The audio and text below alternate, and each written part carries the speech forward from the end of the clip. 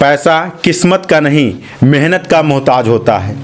एक गांव के गरीब लड़के ने करोड़पति बनने का सपना देखा, खेती में काम किया, फिर जा कर के लेबरी की, मजदूरी की, कंस्ट्रक्शन का काम किया, टाइल मार्बल का काम किया, कबाड़ी का काम किया और तो और लैट्रीन के गड्ढे खोदने का काम किया, लेकिन कहीं से उसे सक्सेस नहीं मिली।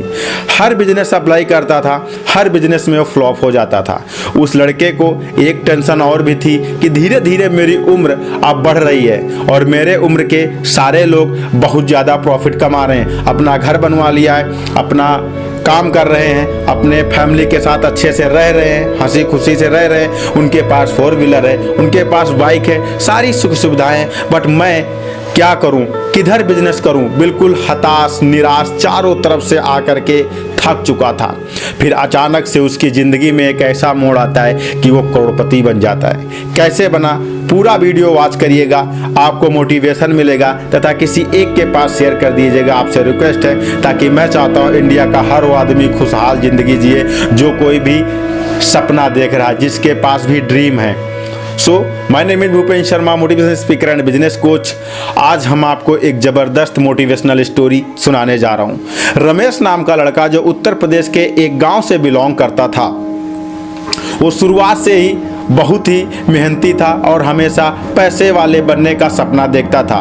जब कभी भी कोई 4 व्हीलर निकलती थी तो वो खुद सोचता था कि यार काश मेरे पास ऐसी 4 व्हीलर होती। जब कभी भी वो कहीं घूमने जाता था तो जो बड़ी बड़ी बिल्डिंग्स देखता था तो सोचता था यार काश मेरे पास भी ऐसा कोई घर होता। जब किसी की फैमिली किसी अच्छे से कपड़े पहन करके गंदे मंदे कपड़े नहीं पहने होते थे, बढ़िया से घूमने जा रहे होते हैं, तो देखता था, कहता था मेरे ऐसे दिन कब आएंगे जो मैं साफ़ सुथरे अच्छे कपड़े पहन करके मार्केट में घूमने जाऊंगा और लोग मुझे नमस्कार और मेरा इज्जत करेंगे। उसकी कोई वैल्यू गांव में नहीं करता था, ना कोई पड़ोस में वैल्यू करता था, ना कोई सिटी में वैल्यू करता था, ना उसके रिश्तेदार उसको समझते थे, ना कोई उसका मेहमान समझता था, क्योंकि वो एक गरीब आदमी था, एक मिडिल क्लास फैमिली से बिलोंग करता था। फिर उसके दिमाग में आया चलो कुछ ना कुछ करते हैं। उसके गाँव के पास एक जंगल था, उस जंगल में कुछ बाँस लगे हुए थे। उस बाँस को वो काट करके बेचना स्टार्ट करता है, सोचता है चलो इसी में धंधा अपना बनाते हैं, शायद इसी से कुछ प्रॉफिट हो सके। बट वो बेचना स्टार्ट करता है, लेकिन थोड़े दिन बाद बाँस वो कम पड़ जाते हैं और फिर से उसका रोजगार बंद हो जाता है। फिर यार कहता है कि यार यहाँ तो मेरा कुछ नहीं हो पा रहा है।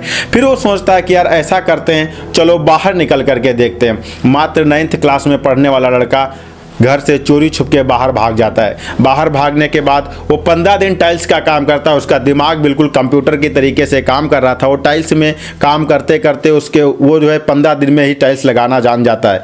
15 दिन में वो फ्लोर और इस साइड की स्कॉटिंग लगाना जान जाता है। तो सोचता है यार अब तो मैं मिस्त्री बन गया हूँ, लेकिन अब मुझे काम पे रखेगा कौन।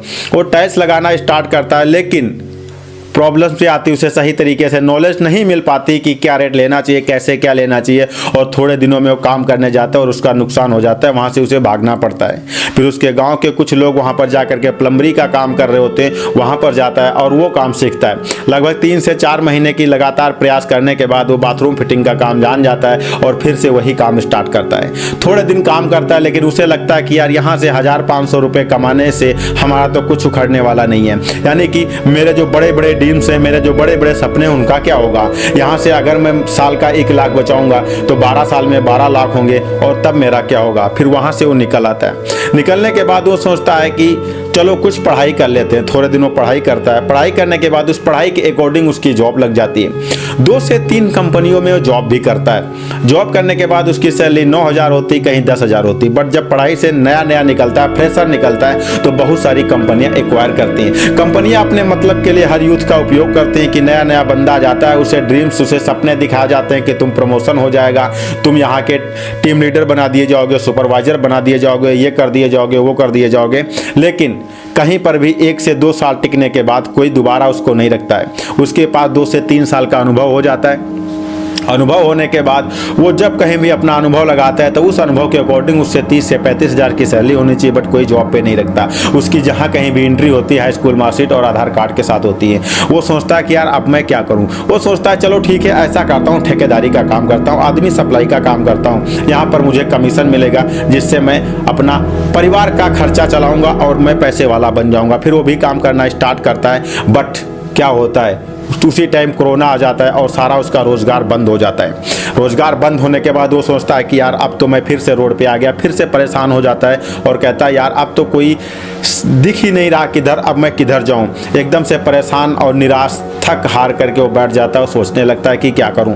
फिर उसे रियलाइज होता है कि यार चलो ऐसा करते हैं, क्यों ना एक जो है सोशल मीडिया पे काम करते हैं और वहाँ से अपना नाम फेम बनाते हैं। फिर वो सोशल मीडिया पे काम करना स्टार्ट करता है, लेकिन वहाँ से भी कोई उसको रिस्पांस उचित नहीं मिलता। 6 महीने तक काम करने के बाद फिर वहाँ से वो थक हार जाता है। फिर उसको एक वीडियो देख के दिखाई पड़ता है और वीडियो होता है ब्लॉगिंग का, कि आप कंटेंट राइटिंग मतलब कोई भी ब्लॉग लिख करके वहाँ से पैसे कमा सकते हो। फिर वो किस्त पर लोन लेता है और लोन लेने के बाद वो जो है एक लैपटॉप खरीदता है और उस पर जो है ब्लॉगिंग आर्टिकल पब्लिश करना स्टार्ट कर देता है। बट आर्टिकल तो पब्लिश करता है लेकिन उसके आर्टिकल चल नहीं पाते हैं। 6 महीने तक लगातार प्रयास करने के बाद वो जो 50,000 का लोन उसके सर पे तो आ ही जाता है, साथ ही साथ और 15 से 20,000 के लोन आ जाते हैं। वो एकदम से फिर थक के निराश हो जाता है और कहता है कि बस अब मैं क्या करूँगा, वो थक के बैठ जाता है। लेकिन उसके अंदर एक चीज़ होती है कि मैं रुकूंगा नहीं, मैं सक्सेस हासिल करके ही रहूँगा, मैं आगे बढ़ के ही रहूँगा, चाहे मुझे जो कुछ भी करना पड़े। इसी दौरान उसकी शादी हो जाती है। शादी होने के बाद कुछ दिन 2 से 3 साल घर पे रहता है और फिर उसका एक छोटा सा बच्चा होता है। और बच्चा होने के बाद उसको एक दिन कॉल आता है कि एक दोस्त का कि आओ यहाँ पर 14,000 रुपये मिल रहे हैं, आकर यहाँ काम कर लो। उस टाइम उसकी ये सिचुएशन हो जाती है, घर में सब्जी लाने के, तेल लाने के, साबुन लाने के पैसे नहीं होते हैं। उस सिचुएशन में उसकी लड़की जो उसका छोटा सा बच्चा होता है उसकी तबीयत खराब होती है और वो चारों तरफ जा कर के पैसे मांगता है कि कोई हमें 150-200 रुपये उधार दे दो जिससे मैं घर की बच्चे की दवा खरीद करके दे दूँ। कोई देने के लिए तैयार नहीं होता है। फिर वो एक मेडिकल स्टोर पर जाता है, थोड़ा सा परिचय होता है, वो जा करके अपनी प्रॉब्लम बताता है। मेडिकल स्टोर लाखों में काम कर रहा होता है तो सोचता है चलो अगर 150 रुपये नहीं भी देगा कोई काम नहीं, ऐसा ही सोचकर उसने 150 रुपये की दवाई देता है। बट वो बच्चे को फायदा कर जाती है और उसका बच्चा ठीक हो जाता है। फिर वो निकलता है कमाने के लिए। जब वो बस में बैठ करके जा रहा होता है तो उसके मन ही मन में बहुत पीड़ा होती है और उसके आंखों से आंसू टपक रहे होते हैं, क्योंकि वो अपने फैमिली को फर्स्ट टाइम छोड़ करके घर से निकल रहा होता है। यानी कि फर्स्ट टाइम अपने फैमिली को छोड़कर घर से निकल रहा होता है तो उसे बहुत तकलीफ होती है। जो वो टाइम अपने बच्चे के साथ, छोटे से बच्चे के साथ बिताया हुआ होता है, उसे सारा माजरा उसकी आंखों के सामने आता है और वो बहुत परेशान हो जाता है कि यार उसका जाने का 1% भी मन नहीं होता है। लेकिन प्रॉब्लम्स यहाँ पर क्या आ रही है? प्रॉब्लम्स ये आ रही है कि यार अगर नहीं जाऊँगा तो आगे खर्चा कैसे चलेगा, आगे मेरे ड्रीम्स कैसे पूरे होंगे। अभी तो मेरे पास इतने पैसे नहीं है कि मैं किसी तरीके से दवा दरमत भी काम कर सकूं। वो फिर से ढांढस बनता है, आंखों में आंसू होते हैं, झुक करके सीट पर अपना सर रख लेता है और अंदर अंधेर होता है। जा करके वहां पहुंचता है। पहुंचने के बाद कंपनी के अंदर इंटरव्यू होता है और इंटरव्यू होकर के उसकी जॉब लग जाती है। बस जॉब लगने के बाद क्या होता है, वहां पर एक टीम गठित होती है और पहले से एक सिस्टम बना होता है कंपनी के अंदर कि हम नए लड़के को यहाँ पर कोई भी आएगा लेकिन उसे रुकने नहीं देंगे। जब ऐसा होता है वहाँ पर पहुँचता है, वो सारे जितने भी लोग होते हैं वो सारे लोग उससे काम करने नहीं देते हैं। हर कोई उसे परेशान करता है। वो जब कभी बाहर आता है तो रोता है और फिर से दूसरे दिन जाता है कि आज मैं करके रहूँगा, लेकिन फिर दूसरे दिन वही झेलना पड़ता है। सुपरवाइजर जो कंपनी का होता है वो ना सबसे नंबर 1 का जो है हरामखोर या मक्कार होता है। इस शब्दों का उपयोग नहीं करना चाहिए बट ये रियल है। वो उसे क्या करता है, वो उसे रोज़ जो है डांटता है और काम करने नहीं देता है और बैठा देता है। एक दिन वो रोता है और जब कभी भी उसे डांट के भगा देता है तब वो जब वो गेट पे जाता है तो गेट सिक्योरिटी वाले उसे रिटर्न कर देते हैं कि जाओ ऐसा है, हम उसे समझा देंगे, हम उसे डांट देंगे, हम उसे कह देंगे, वो तुमसे कुछ नहीं बोलेगा।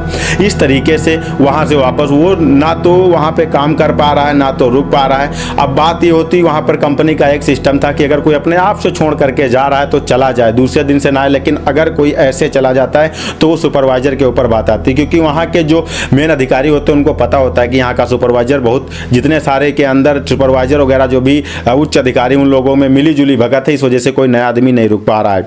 तो जिसकी वजह से वहाँ से वापस नहीं होता है। एक दिन कंपनी का मालिक आ जाता है और उसी दिन वो उसको पता नहीं होता, जो वहाँ का सुपरवाइजर होता है उस लड़के को डांट करके भगाता है और जैसे लड़के को डांट करके भगाता है रोता हुआ जाता है और वो जा करके जो है जो सिक्योरिटी गार्ड बैठे होते हैं उनसे कहता है कि मुझे यहाँ जॉब नहीं करनी, अब मैं जा रहा हूँ और ऐसा है मेरा गेट पास बना दो।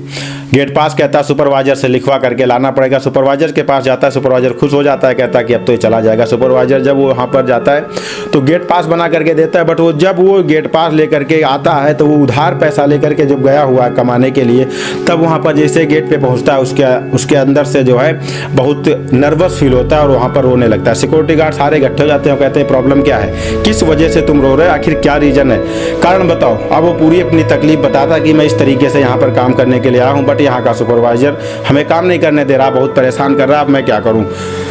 वो तुरंत वहाँ पर क्या करते हैं, एक सिक्योरिटी गार्ड उसको लेकर के जा करके कंपनी के मालिक के जहाँ ऑफिस होता है वहाँ पर मिलवा देता है। जैसे वहाँ पर जाता है, कंपनी पास भी सेम सिस्टम होता है, वो हर तरफ से तकलीफ से हार चुका होता है, थक चुका होता है, सेम सिस्टम वो भी अप्लाई करता है, वहाँ पर रो रहा होता है, रो करके अपनी सारी स्टोरी बताता है। तुरंत वहाँ पर सुपरवाइजर बुलाए जाते हैं और वो बहुत तेज़ी से डांटता है सुपरवाइजर को, बहुत तेज़ी से सुपरवाइजर को डांटता है और कहता है ऐसा है, अगर तुमने दोबारा से ऐसी कोई भी गलती की तो मैं तुम्हें कंपनी से निकाल दूंगा।